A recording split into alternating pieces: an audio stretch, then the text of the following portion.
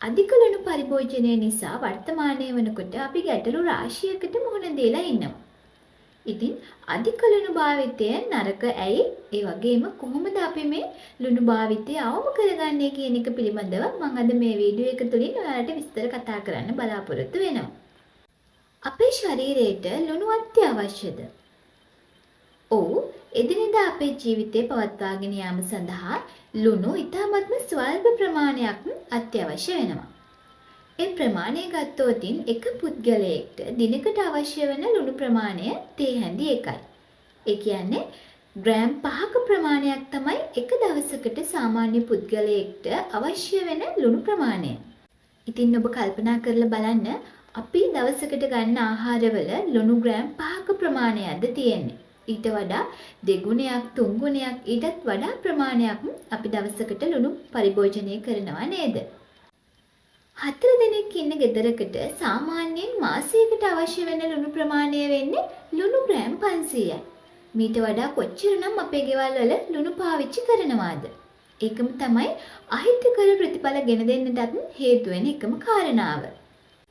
මේ වැඩිපුර ලුණු භාවිතා කරන එක අපේ ශරීරයට අහිතකර වෙන්නේ කොහොමද? ප්‍රධානම කාරණාව තමයි අපේ ශරීරයට අවශ්‍ය ප්‍රමාණයට වඩා ලුණු පාවිච්චි කරොතින් අධික රුධිර පීඩනය වැළඳීමේ අවදානම තියෙනවා. ඒ වගේම හදවත් රෝග, ආමාශය පිළිකා ඇතිවීමේ අවදානමත් වැඩි කරනවා මේ ලුණු භාවිතය වැඩි කරොතින්. අධික රුධිර පීඩනය වැළඳිලා නැති පුද්ගලයෙක් වුණත් මේ ලුණු භාවිතය අඩු කරගන්න තරමටම හොඳයි. මොකද ඔබට අධික රුධිර පීඩනය වැළඳීමේ අවදානමක් තියෙනවා ලුණු භාවිතය වැඩි වුණොත්.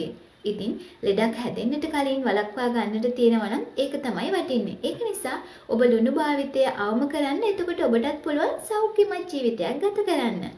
දැන් තවත් කෙනෙක්ට ගැටලුවක් ඇති වෙන්නට පුළුවන්. මේ විදිහට අපි ලුණු භාවිතා කරන ප්‍රමාණය අඩු කරොත් එහෙම අපේ ශරීරයට අවශ්‍ය වෙන අයඩින් ප්‍රමාණයක් නැති වෙනව නේද? අවශ්‍ය ප්‍රමාණයට අයඩින් ලැබෙන්නේ නැති වෙන්න පුළුවන් නේද ලුණු භාවිතය අඩු කරොත්?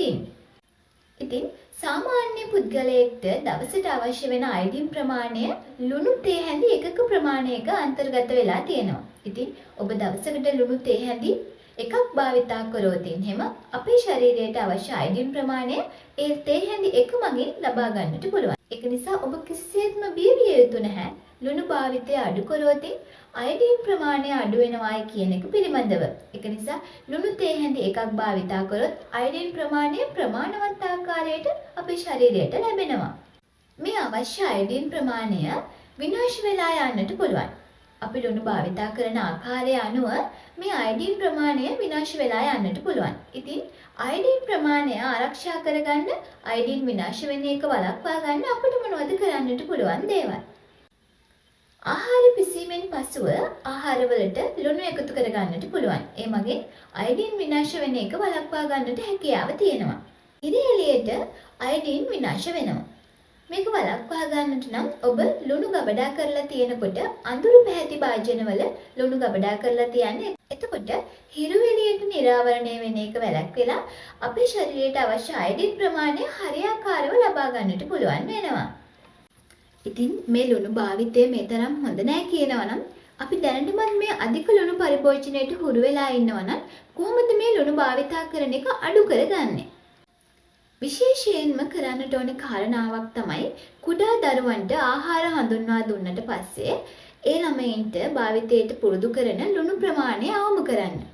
කුඩා කාලේ ඉඳලම ඔබ අඩු ලුණු ප්‍රමාණයකට ඔබේ දිව හුරු කරගත්තොත් වැඩිහිටි කාලයේදීත් ඔබ වැඩිවියටපත් වුණාට පස්සේ අවම ලුණු ප්‍රමාණයක් භාවිතා කරන්නට හුරු වෙනවා. ඒක නිසා විශේෂයෙන්ම අවුරුද්දට අඩු දරුවන්ට ආහාර ලබා දෙන කිසිම අවස්ථාවකදී ඒ දරුවන්ගේ ආහාරවලට ලුණු එකතු කරන්නේ නැහැ. ඒ වගේම තමයි අවුරුද්දට පස්සේ දරුවන්ට ලුණු එකතු කරලා ආහාර ලබා දෙනකොට ලුණු අඩු ප්‍රමාණයක් දාලා එයාලගේ දිව හුරු කරන්න. එතකොට වැඩිවියටපත් වෙනකොට එයාලා අවම ලුණු ප්‍රමාණයක් භාවිතා කරන්නට හුරු වෙනවා. සමහර අය පුරුදු වෙලා ඉන්නවා බත් උයනකොට බත් එකට ලුණු එකතු කරන්න. ඉතින් බත් එක උයන වෙලාවට බත් එකට ලුණු එකතු කරන්නට එපා. ඒ මගිනුත් ඔබට ලුණු වැඩිපුර ප්‍රමාණයක් ශරීරයට එකතු වෙනවා අපි නොදැනුවත්වම. ඒක නිසා ඔබට පුරුද්දක් තියෙනවා නම් බත් උයනකොට බත් එකට ලුණු දාන්න. ඒක අඩු කරගන්න. එහෙමත් නැත්නම් ලුණු දාන එක නවත්තන්න. ඒ මගින් ලුණු ප්‍රමාණය, ලුණු භාවිතා කරන ප්‍රමාණය අඩු කරගන්න පුළුවන්. තවත් සමහර අය පුරුදු වෙලා තියෙනවා ආහාර උයල ඉවරුණාට පස්සේ ආහාර ලබා ගන්න අවස්ථාවේදී කෑම මේසෙදී කෑම වලට ලුණු එකතු කරගන්නවා. මෙන්න මේ පුරුද්දත් නවත්ත ගන්න. එතකොට ලුණු භාවිතය අවම කරගන්නට පුළුවන්. ඒ වගේම ඔබ කඩේකට ගිහිල්ලා යම්කිසි දෙයක් මිලදී ගන්න අවස්ථාවේදී ලුණු අඩු ප්‍රමාණයක් තියෙන ආහාර නිතරම මිලදී ගන්නට පුරුදු වෙන්න. ලුණු ප්‍රමාණය කොච්චර අන්තර්ගතද කියලා බලලා අවම ලුණු ප්‍රමාණයක් තියෙන ආහාර මිලදී ගන්නට පුරුදු වෙන්නත් පුළුවන්. ඔබ බීම එකක් හදනවා නම් එහෙමත් නැත්නම් පළතුරු යුෂ මොනවා හරි පිළියෙල කරනවා නම් ඒ අවස්ථාවලදී ලුණු එකතු කරන්නට එපා. ඒ මගිනුත් ලුණු භාවිතය අවම කර ගන්නට පුළුවන්. තවත් විශේෂ කාරණාවක් තමයි කරවල වගේ දේවල් උයන අවස්ථාවලදී කුස්සියේදී පැයක් විතර කාලයක් කරවල උණු වතුරේ පැගෙන්නට තියලා තියන්න. එතකොට අර කරවල තියෙන ලුණු රසය අඩු වෙනවා. ඒ මගිනුත් ඔබේ ජීවිතයේට ලුණු භාවිතය වැඩි වෙන එක, ඔබේ ශරීරයට වැඩිපුර ප්‍රමාණයක් ලුණු යන එක අවම කර ගන්නට පුළුවන්. දැන් කෙනෙක්ට ගැටලුවක් ඇති වෙන්නට පුළුවන්. දැන් අපි හුරු වෙලා ඉන්නේ ලුණු වැඩිපුර ප්‍රමාණයක් භාවිතා කරන්න.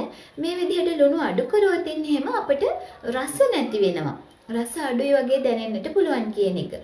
මේක අපි දැන් හුරු වෙලා තියෙන නිසා තමයි එහෙම අපිට රස අඩු වෙයි වගේ දැනෙන්නේ. එහෙම නැතුව ලුණු භාවිතය අඩු කරොත් එහෙම අර ඇත්තටම එළවලු වල තියෙන, ඇත්තටම පළතුරු වල තියෙන සැබෑ රසය අපේ දිවට හුරු වෙනවා. කාලයක් ගියාට පස්සේ අපි ලුණු අඩු කරලා කෑම ගන්නට පුරුදු වෙන්නට පුළුවන්. වැඩිපුර ලුණු අන්තර්ගත වෙලා තියෙන ආහාර වර්ග ඔබ මිලදී ගන්නට එපා කියලා මම කලිනුත් කිව්වා. ඉතින් මොනවද මේ වැඩිපුර ලුණු අන්තර්ගත වෙලා තියෙන ආහාර වර්ග? මස් වර්ග, මාළු වර්ග, සෝස් වර්ග, බයිට් වර්ග, චීස් වර්ග, හැම්, බේකන්, චට්නි, සුප් කැට, ලුණු එක් කරපු බටර්, මාගරින්, සොසේජස්, මෙන්න මේ කියන සකස් කළ ආහාරවල වැඩිපුර ලුණු අන්තර්ගත වෙලා තියෙනවා. ඒ වගේම තමයි පාන්, අච්චාරු, කරවල වර්ග, මෙන්න මේ වගේ ආහාරව තුල ලුණු වැඩිපුර ප්‍රමාණයක් අන්තර්ගත වෙලා තියෙනවා. ඉතින් ලුණු පරිභෝජනය අඩු කරගන්නට නම් ඔබ නිවසේදී පාවිච්චි කරන ලුණු ප්‍රමාණය අඩු කරනවා වගේම මෙන්න මේ කියන ආහාර වර්ගත් භාවිතා කරන එක අවම කරගන්නට ඕනේ. මේ වැඩිපුර ලුණු පාවිච්චි කරනවා වෙනුවට අපිට ලුණු අඩු පෝෂ්‍යදායී ආහාර වර්ග භාවිතා කරන්නට පුළුවන්.